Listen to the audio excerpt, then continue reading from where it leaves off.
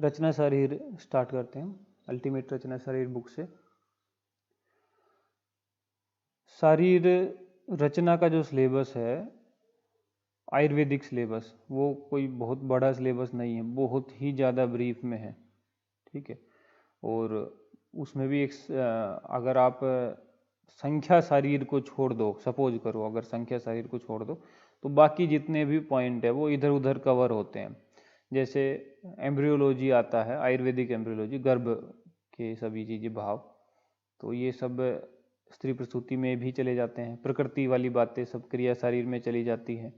ठीक है, इसकी अपनी जो यूनिक है रचना शरीर की बातें, वो सब संख्या वाली बसती है। संख्या, कितने कूच, कितने जाले, कितने कंडरा, कितनी अस्थियाँ, किस में कहाँ पे कितनी अस्थियाँ, कहाँ पे कितनी पेशी, कितने स्नायु, कितने धमनी, बस ये बचती है इसकी अपनी। बाकी सब चीज़ें एक मर्म वाला चैप्टर है वो, बाकी सब इधर उधर एडजस्ट हो जाती है। तो बहुत ही ब्रीफ है। आप यूजी में अगर आपको याद भी हो तो एनाटॉमी वाला सिलेबस मॉडर्न का ही लेंदी होता है, आयुर्वेद का उतना लेंदी नहीं है, बहुत ब्रीफ है ही नहीं उतने, समझो ना के बराबर सही है। तो जो जो पॉइंट बन पाए हैं, जो आते हैं एग्जाम में, वो हमने यहाँ पे कलेक्ट किए हैं और अब देखते हैं।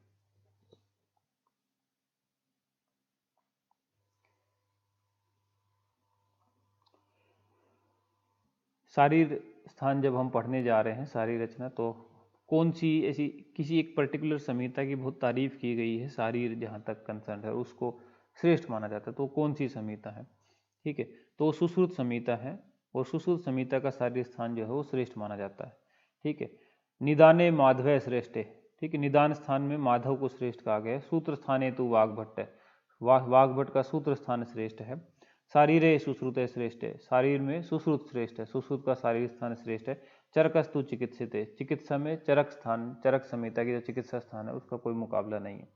ये लाइन जो है कभी कभी रेफरेंस पूछ लेता है इसका, ये तो पूछता ही ऑब्वियसली, शारीरे सुश्रुत श्रेष्ठ है, फिल इन द ब्लैंक करा लेगा या सीधा पूछ लेगा कि कौन सा अच्छा है कौन सा नहीं, तो सुश्रुत अच्छा है। ये भी पूछ लेता है कि ये किसने, कहाँ का रेफरेंस है, किसने कही है ये बात, कौन सी बुक में कही है, तो डॉक्टर भास्कर गोविंद घाणेकर नाम के एक आचार्य हैं। ठीक है, बड़े फेमस से हैं शारीर के रेफरेंस में, क्योंकि पहले वो उन्होंने एमबीबीएस की है, एमबीबीएस करने के बाद उन्होंने बीएमएस की है, बीएमएस करने के बाद वो बीएचयू में किसी पोस्ट पे रहे, पोस्ट नहीं मुझे याद है, काफ़ी फेमस है। उन्होंने हमारी वो बुक भी लिखी थी जो हम यूजी में फर्स्ट ईयर में पढ़ा करते थे, वैद्यकीय सुभाषित साहित्यम अथवा साहित्य सुभाषित वैद्यकम, एक ही बुक के दो नाम है। ये बहुत रेयर ही होता है कि कोई अपनी बुक के दो नाम रखे, लेकिन उन्होंने रखे हुए हैं। ठीक है, उसका दूसरा चैप्टर जो है उसका 6 नंबर का श्लोक ये हुआ करता है, सारी निदाने माधव श्रेष्ठ सूत्र स्थाने तु वाग्भट्ट। ओबियसली आपको चैप्टर श्लोक नंबर याद करने की जरूरत नहीं। हाँ, भास्कर गोविंद घाणेकर की वैद्य की सुभाषित साहित्यम बुक का ये है, सारी रे सुश्रुत श्रेष्ठ है, ये याद रखना। ठीक है, ओके। तो आयुर्वेद में अगर अंदर एंटर करो आप, तो शरीर के ब्रॉडर लेवल पे 6 हिस्से, 6 डिवीजन में बांट दिया गया है। ठीक है, तो उसको बोलते हैं षडंग शारीर, 6 मेजर अंग बता दिए गए हैं, 6 भाग कर दिए गए हैं। तो किसने कैसे कैसे किए हैं? सुश्रुत आचार्य ने 4 शाखा, यानी कि 2 हाथ 2 पैर, ठीक है, और 5वां मध्य शरीर और एक छठा सिर। ठीक है, 6th पोजीशन पे सिर हो गया। तो ये 6 इनके हुए। चरक आचार्य ने जो 6 भाग किए हैं वो कैसे किए हैं? 2 बाहु, 2 शक्ति, यानी 2 हाथ 2 पैर। उन्होंने सीधा 4 शाखा बोल दी थी, उन्होंने 2 हाथ 2 पैर अलग अलग कर दिए। ठीक है, एक शिरोग्रीवा और एक मध्य शरीर, हुए 6 ही इनके। वाग्भट लोगों ने कैसे किए हैं? उन्होंने भी 2 बाहु, 2 शक्ति, सिर और अंतःआदि ये वर्ड यूज कर दिया। मतलब घूम फिर के आपको ये नहीं कि ओके, तो आप ध्यान रखना कि ऐसा नहीं कि इन सबको रटने बैठ जाओ कि ओहो उसने अंतरादि कह दिया, उसने मध्य शरीर कहा, उसने सिर्फ सिर कहा, उसने शिरोग्रीवा, ऐसा कुछ नहीं है। मोटा मोटा इतना याद रखना कि इन्होंने 4 शाखाएं बोल रखी है सुश्रुत जी ने, बाकी दोनों चरक और वाग्भट लोगों ने 2 हाथ 2 पैर बोल दिए। उतना उतने से काम चल जाता है, इतना कोई अंदर नहीं इतना करता वो। ठीक है, वो तो फिर वक्त के साथ आप रिवाइज करते रहोगे तो चीज़ें आंखों में बैठ ही जाती है, ऐसा कोई दिक्कत नहीं आएगी। ठीक है, अष्टांग। ठीक है, तो इन्होंने लोगों ने तो 6 भाग माने हैं, कुछ ऐसे भी आचार्य हैं जिन्होंने शरीर के 8 भाग कर दिए हैं, तो 8 मेजर डिविजन्स किए हुए हैं। ठीक है, वो हैं भाव प्रकाश। भाव प्रकाश ने 8 की हैं, कैसे? सिर, ग्रीवा, बाहु। ठीक है, और फिर जो ये लोग जिसको मध्यम शरीर कह दे रहे हैं, उस मध्यम शरीर के इन्होंने 4 हिस्से कर दिए, 4 डिवीजन कर दिए। वक्ष अलग कर दिया, उदर अलग कर दिया, पार्श्व अलग कर दिया, पृष्ठवंश अलग कर दिया। तो 4 तो उसी से मध्य शरीर से बना दिए, ठीक है। बाकी सिर है, ग्रीवा है, बाहु है, ऐसे इन्होंने ले दिया, ठीक है। एक और होगा इसमें, नेक्स्ट पे दे रखा होगा, दिया नहीं इन्होंने, ठीक है। तो एक आपको वही पैर वाला लेना पड़ेगा, क्योंकि 8 तो पूरे करने हैं ना, ठीक है। तो इनका पाद वाला एक हिस्सा और लेना पड़ेगा, 8 पूरे हो जाएंगे। सिर, ग्रीवा, बाहु, पैर मिस हो रहे थे, पैर, वक्ष, उदर, पार्श्व, पृष्ठवंश, ठीक है। ऐसे करके 8 पूरे कर दो। भाव प्रकाश ने अंदर बहुत पूछता नहीं है, इसके भी कभी आप रटने बैठो उतना कुछ करता नहीं, जनरली तो एक जनरल नोट पर इतना रहता है कि 8 किसके, 6 किसके, वो उतना काम चल जाता है। 6 में तो पूछता है, खैर लगाओगे तो आपको याद हो जाएंगे, बहुत बड़ी बात नहीं, ठीक है। वो तो था बहुत ब्रॉडर लेवल पे, और बहुत माइन्यूट लेवल पे अगर जाके देखो, माइक्रोस्कोपिक लेवल पे, ठीक है, तो शरीर के अवयव असंख्य भी बताए हुए हैं, ठीक है। शरीर के अवयव असंख्य होते हैं, कोई लिमिट ही नहीं है अगर माइन्यूट लेवल पे जाओ तो। परमाणु भेद से शरीर के अवयव कितने होते हैं, अपरिसंख्य, इनफाइनाइट है, इन्यूमरेबल है, ठीक है। ये बात किसकी है, चरक आचार्य ने कही है ये बात। तो वो क्वेश्चन पूछा करता है कि परमाणु भेद से शरीर के अवयव कितने होते हैं, तो आंसर लगाना होता है असंख्य होते हैं, इन्यूमरेबल है, ठीक है। ये पूछता है कि किसने कही है ये बात, ये परमाणु भेद से शरीर के अवयव असंख्य होते हैं, तो ये बात चरक ने कही हुई है। एग्जैक्ट रेफरेंस तो पूछता नहीं, वो तो हमने आपके लिए लिख दिया है कि चरक शारीर से अमृत में, ठीक है। अच्छा, एक तो हो गए अंग, एक हो गए फिर बिल्कुल अवयव परमाणु भेद से, और एक होता है प्रत्यंग, जिसमें जो है ग्रोस एनाटॉमिकल स्ट्रक्चर्स की बात है। अब ये प्रत्यंग भी जो है सबने अपने अलग अलग बता रखे हैं, किसने क्या किसने क्या। तो चरक आचार्य ने जो है 56 प्रत्यंग बताए, काउंटिंग पूछेगा कितने बताएंगे, चरक ने 56 बताए हुए। सुश्रुत के लगभग लगभग 66 प्रत्यंग है, गिनने पड़ते हैं खुद ही, सुश्रुत आचार्य ने कहा नहीं है कि 66 है, ठीक है। तो ये दुनिया भर के नाम वगैरह यहाँ पे लिखे हुए हैं कि किसने कितने कौन कौन से प्रत्यंग इनके हैं सुश्रुत आचार्य के, ठीक है। तो इसमें से हम कुछ एक इम्पोर्टेंट देखेंगे, जैसे एक मस्तक को देख लो, जो जनरली पूछ आया रहता है कि मस्तक प्रत्यंग है या नहीं है, ठीक है। फिर आप उदर को देख लो, मस्तक हो गया, उदर हो गया। फिर एक ललाट है, ललाट को देख लो आप। और बाकी आप मोटा मोटा एक रीडिंग लगाओगे तो आपको पता चल जाएगा कि मेजर मेजर जो विजिबल से ग्रोस एनाटॉमिकल स्ट्रक्चर है उनको सबको काउंट कर दिया इन लोगों ने, जो भी आप विजिबल समझ सकते हो सबको लिख दिया कि ये सब प्रत्यंग है, ठीक है। देखो शंख है, अंश है, गंड ये सब लिखे पड़े हैं। और जो एक क्वेश्चन इसमें से बार बार आता है, ठीक है, बाहु वाहु तो लगा ही लोगे, वो होता है स्रोतस, ठीक है। क्योंकि इनको तो हम प्रत्यंग समझते हैं, मतलब अंग में ले लिया हमने, एनाटॉमिकल स्ट्रक्चर में ले लिया कि हाँ भाई मस्तक होता है, उदर होता है, पृष्ठ होती है, नाभि होती है, चिबुक होती है, दुनिया भर के कर्ण, आंखें, नाक वाक ये वो सब होते हैं। लेकिन स्रोतस जो है इस पे एकदम अटक जाते हैं, क्या स्रोतस भी क्या होता है कि नहीं होता प्रत्यंग में। तो ये क्वेश्चन बहुत रहता है कि निम्न में से बताओ कौन सा प्रत्यंग है या कौन सा प्रत्यंग नहीं है, तो उसमें एक स्रोतस होता है, उसको पकड़ना मुश्किल होता है। तो इसलिए आप याद रखना स्रोतस भी एक प्रत्यंग है, बस इसमें यही बात होती है जो मेन रहती है, ठीक है। अब आ जाओ नेक्स्ट पे, सब विच्छेदन की क्वेश्चन है।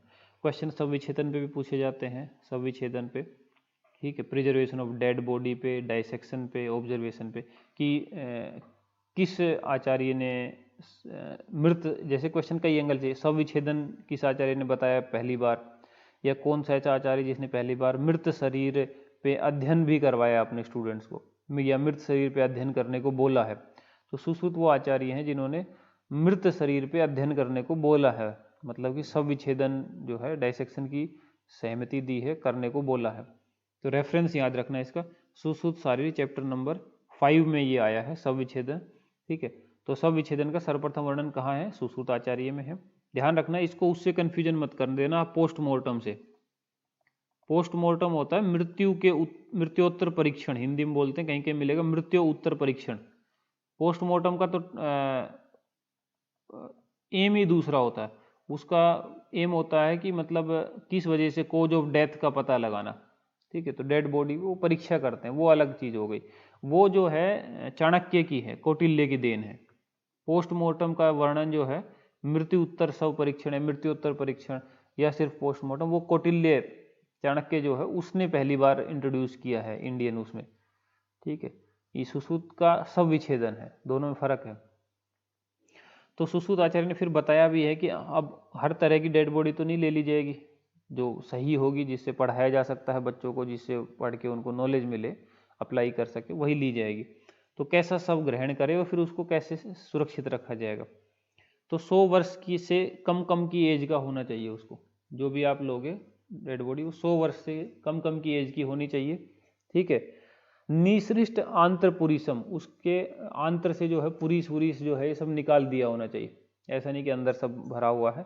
उसको नए बहने वाली नदी में अंधेरे में सड़ाना है। ठीक है। और उसके बाद जब वो सड़ जाए तो उस पर 7 दिन तक जो है आप परीक्षा कर सकते हो, उसके बाद उसको जाने दो, नेक्स्ट देखी जाएगी। ठीक है। तो 100 वर्ष की आयु के पहले पहले का हो, आंत्र में से पुरीस निकाल दिया, और नए बहने वाली नदी हो, अंधेरा हो, 7 दिन तक। ठीक है, देख सकते हो। ओके, ठीक है। अष्टांग संग्रह ने सूत्र स्थान में चैप्टर नंबर 34 में, ये देखना, ये चैप्टर नंबर 5 है, ये हुआ 5 और ये उसके जस्ट पहले 3-4, तो ये 5 और ये 3-4, हालांकि 3-4 मिलकर 34 बन गया, लेकिन याद रखने के लिए थोड़ा हिंट रह जाएगा आपको कि हाँ 5 से पहले 3-4 आता है, 3-4 में था, लेकिन ये सूत्र स्थान में है, वो शारीर में है। तो सुश्रुत के समान ही इन्होंने भी कह रखा है, हु बहु सेम की सेम कॉपी मारी है, कोई फेरक वरक नहीं है। अब आओ, कुछ एक टर्म होती है त्रि की, जो आपको बहुत जगह देखने को मिलेगी, जैसे त्रिसूत्र या त्रिस्कंद क्या होता है, तो हेतु, लिंग और औषध। ठीक है, ये त्रिस्कंद या त्रिसूत्र होता है। इसी फॉर्म में जो है ब्रह्मा ने जो है ज्ञान दिया था त्रिसूत्र के रूप में। त्रिवर्ग किसको कहते हैं, धर्म अर्थ काम को त्रिवर्ग कहते हैं। त्रिदंड किसको कहते हैं, सत्व आत्मा शरीर को त्रिदंड कहते हैं। स्कंद त्रय किसको कहते हैं, हेतु दोष द्रव्य को। ऊपर देखो, त्रिस्कंद जो है हेतु लिंग औषध था, स्कंद त्रय जो है हेतु दोष और द्रव्य है। ठीक है, नेक्स्ट पे आओ। त्रिस्थूण, त्रिस्तंभ या त्रिदोष किसको कहते हैं, वात पित्त और कफ जो है इसको 3 पिलर्स, त्रिस्थूण, त्रिस्तंभ या त्रिदोष कहा जाता है। त्रय उपस्तंभ जो है आहार, स्वपन और ब्रह्मचर्य को कहा जाता है। ठीक है। अब इसमें ऑब्वियसली कि ये जो आहार, स्वपन, ब्रह्मचर्य है, ये चरक आचार्य का है, चरक सूत्र 11 का। इसके अलावा और लोगों के अपने अपने ओपिनियन है, जैसे आहार, स्वपन और अब्रह्मचर्य। ठीक है, ये जो है अपने वाग्भट आचार्य का हो जाता है, अष्टांग संग्रह का। ठीक है। आहार, शयन और अब्रह्मचर्य ये अपने अष्टांग हृदय का हो जाता है। तो याद रखने के लिए हम ऐसे याद कर लेते हैं कि शिशु वाग्भट शयन करते हैं, शिशु वाग्भट शयन करते हैं। तो शयन वाला जो पॉइंट है वो इनका है। निद्रा वर्ड किसी में भी नहीं है, जिसमें भी है स्वपन ही वर्ड है। कई बार ऐसे भी कर लेता है, वो निद्रा देख के पूछेगा, तो एग्जैक्ट वर्ड जो है श्लोका के आहार, स्वपन और ब्रह्मचर्य है।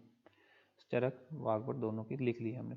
त्रिविध हेतु संग्रह क्या होता है, काल, बुद्धि और इंद्रिय अर्थ, इनका योग जो है मिथ्या होना या फिर नहीं होना या तो अति योग हो जाना। तो 3 तरह के योग बने, मिथ्या योग, ठीक है, और नहीं होने को हम कह सकते हैं अयोग और अति योग।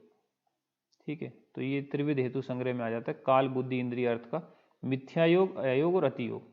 ठीक है, दोनों तरह की जो व्याधियां होती है, शारीरिक हो चाहे मानसिक हो, उनके यही 3 रीजन होते हैं, मिथ्या योग, अयोग और अति योग, काल, बुद्धि, इंद्रिय और अर्थ का। ठीक है, ये जो हम पढ़ रहे हैं फिलहाल, ये सारा संख्या शारीर है, मतलब इसमें काउंटिंग्स ये सब चीज़ें चलेगी, जो कि मैंने आपको बताया था इनिशियली। नेक्स्ट पे आओ, कूर्च। ठीक है, कूर्च जो है कितने हैं संख्या में। ठीक है, बहुत कोरिलेशन पूछा नहीं करता है, ये हमने अपने समझने के लिए लिख ली है, बाकी ऐसा नहीं कि वहाँ बहुत कुछ पूछता है। आपको संख्या पूछेगा, कहाँ पे कितने होते हैं, इतना पूछेगा। कूर्च जो है एपोन्यूरोसिस या लिगामेंटस स्ट्रक्चर्स को बोला जाता है। ठीक है, कूर्च संख्या में 6 होते हैं, 6 कूर्च हैं। हाथ में 2, पैर में 2, ग्रीवा में 1 लिखना चाहिए था, 2 क्यों लिखा, ग्रीवा में 1 लिखो। हाथ में 2, पैर में 2, ग्रीवा में 1 और मेडर में 1, टोटल मिला के बनेंगे 6। लेकिन काश्यप आचार्य जो है उन्होंने कूर्च बताए अपने 42, बस इतनी संख्या याद रखनी। कंडरा, टेंडन्स जो है उनको कंडरा कहते हैं, संख्या में हो गए 16। ठीक है, सब जगह 4-4, हाथ में, पैर में 4, हस्त में 4, ग्रीवा में 4, पृष्ठ में 4। ठीक है, इसके अलावा भी कंडरा के बारे में कुछ एक डिटेल है जो पूछी जाती है। ठीक है, जो हाथ और पैर की तरफ जो कंडरा जाई गई है, उनके जो अग्र प्ररोह है वो नख है। ठीक है, हाथ पैर की जो कंडराएं हैं, ठीक है, इसका मतलब समझो कि हाथ और पैर में रहने वाली जो कंडराएं, उनके जो अंकुर स्वरूप है वो नख है। MCQ वगैरह आप लगाओगे तो ये बात खूब ज़्यादा पूछी जाएगी कि हस्तपाद वाली कंडरा के अग्र प्ररोह क्या है, नख है, इस तरह करके। ठीक है, तो हाथ पैर वाली तो नखून की तरफ चलेगी, बन भी रहा है कि हाथ पैर की जो टेंडेंस है वो जाके नखून पे एंड हो गई, इस तरह से आप इजीली मेमोराइज कर सकते हो। ग्रीवा को और हृदय को बांधने वाली कंडराएं हैं, तो गर्दन से चली फिर हृदय पे पहुंची, तो मतलब नीचे की तरफ चल रही, तो नीचे पे चलती चलती एंड में कहाँ पहुंचेगी, मेडर पे। गर्दन से हृदय पहुंची, हृदय वाले एरिया पे, और नीचे जाएगी तो एंड तो मेडर पे ही होगा। तो ग्रीवा हृदय को बांधने वाली कंडराओं के नीचे की ओर गए हुए प्ररोह जो है वो मेडर पे, उनका अग्र प्ररोह क्या हो जाएगा, मेडर। ठीक है, फिर आप चलो पीछे की पीठ की तरफ से श्रोणी पृष्ठ वाले, उनको बांधने वाली कंडराएं जो नीचे जाएगी तो कहाँ पे जाएगी, ग्लूटियल रीजन पे, बिंब पे जाएगी, है कि नहीं, बिंब पे। ठीक है, अब ये उरु प्रदेश, वक्ष प्रदेश, अंश, पिंड आदि के जो कंडराएं हैं उनके जाएगी कहाँ पे, ठीक है, मूर्धा पे, सिर की तरफ, ये ऊपर की तरफ चली गई। ठीक है, तो हाथ पैर वाली एकदम सीधी है कि हाथ पैर की टेंडेंस गई एकदम लास्ट में जाके नखून पे आ गए, फिर ग्रीवा हृदय और उसी डायरेक्शन में नीचे फ्लो करो तो मेडर आ जाएगा, फिर पीठ की तरफ जाओगे तो पीछे बिंब आ जाएगा, और ये जो अलग से बचेंगे उरु, वक्ष, अंशक, पिंडक, ये सब जो है मूर्धा की तरफ चले जाएंगे। तो ये आपको नख, मेडर, बिंब और मूर्धा एक याद, ऐसा है नहीं कि हु बहू रट डाला है ऐसे कि, हाँ आपको आइडिया रहना चाहिए क्योंकि पूछता है वो। ठीक है, डल्हन जो है उन्होंने महास्नायु को भी कंडरा कह रखा है, या कंडरा को महास्नायु कह रखा है उन्होंने। ठीक है, जाल पे आ जाओ, एक स्ट्रक्चर जाल नाम से भी जो है आया करता है। जाल होते क्या हैं, जाल कुछ ऐसी अलग सी चीज़ नहीं, बस एक रीजनल एनाटमी है रिस्ट की या एंकल ज्वाइंट की। ठीक है, जिसमें blood vessels, muscle, ligament, bone सब कुछ ही इन्वॉल्व हो रखे हैं। ठीक है, तो जाल के बारे में देखते हैं किसने कितने बता रखे हैं। सुश्रुत आचार्य ने जाल की संख्या 16 बताई हुई है, तो हम याद रखने के लिए ऐसे भी कर लेते हैं, जाला 16।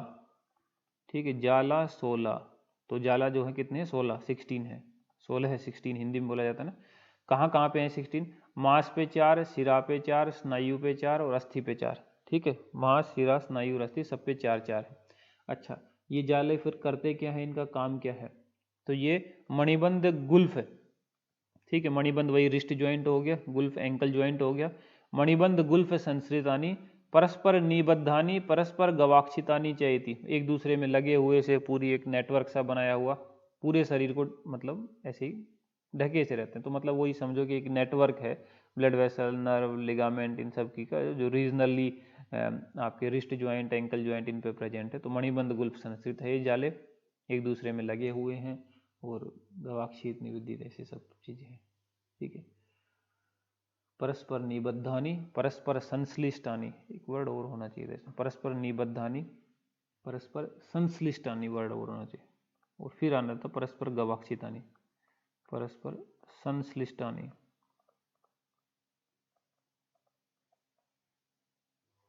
ठीक है, संघात। ठीक है, संघात पे आ जाओ भैया। संघात क्या है, मल्टीपल बोन आर्टिकुलेशंस है, और या कॉम्प्लेक्स ज्वाइंट कह सकते हैं इनको, जहाँ पे एक दो मतलब ओबियसली 2 3 बोन मिली, या कुछ बड़े ज्वाइंट, कॉम्प्लेक्स ज्वाइंट। संख्या में जो है 14, 14 जो है संघात माने हुए हैं आचार्य सुश्रुत ने। ठीक है, एक पैर में गुल्फ, जानू और वंक्षण का, ठीक है, एंकल वाला ज्वाइंट हो गया, नी ज्वाइंट हो गया, हिप ज्वाइंट हो गया, गुल्फ, जानू, वंक्षण, तो कितने हुए 3। ठीक है, ये एक पैर में है, इसी प्रकार दूसरे पैर में, और इसी प्रकार फिर हाथ में भी होंगे। ओबियसली हाथ में जो वहाँ पे एंकल था, इधर ये जो है आपका रिस्ट ज्वाइंट बन जाएगा, जो वहाँ नी ज्वाइंट था यहाँ एल्बो ज्वाइंट बन जाएगा, जो वहाँ हिप ज्वाइंट था यहाँ शोल्डर वाला बन जाएगा, लेकिन रहेंगे तो वही 3।